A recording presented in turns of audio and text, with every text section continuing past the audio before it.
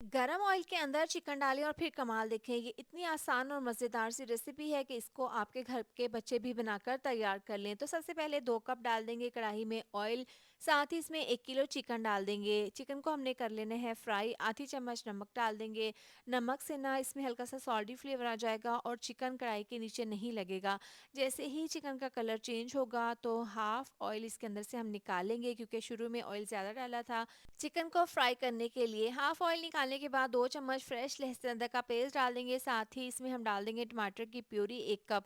2 other टमाटर थे, इसका मैंने पेस्ट बना लिया था। ये डालकर हल्का सा मिक्स कर लेंगे। इतनी देर में आपसे रिक्वेस्ट है, वीडियो पर प्यारा सा कमेंट लाज़मी कर दिया करें।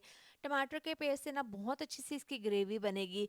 ये डालने के बाद अब इसमें मसाले जाएँगे। 1 चम्मच जायके के हिसाब से जाएगा नमक का, साथ ही 1 चम्मच कुटी हुई लाल मिर्च, 1/4 चम्मच इसमें डाल देंगे पिसी हुई काली मिर्च। ये डालने के बाद 1/4 चम्मच इसमें हल्दी पाउडर, आधी चम्मच धनिया पाउडर और साथ ही इसमें डाल देंगे आधी चम्मच पिसा हुआ गरम मसाला। तमाम मसालों को अच्छे से मिक्स कर लेंगे, इतना कि चिकन में तमाम मसालों का फ्लेवर चला जाए।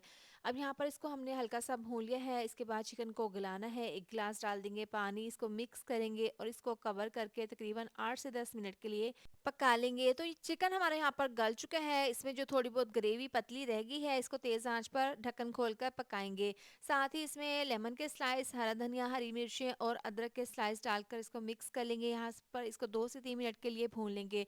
तो बहुत ही मज़ेदार लाइट सी हमारी चिकन की मज़ेदार सी रेसिपी बनकर तैयार है।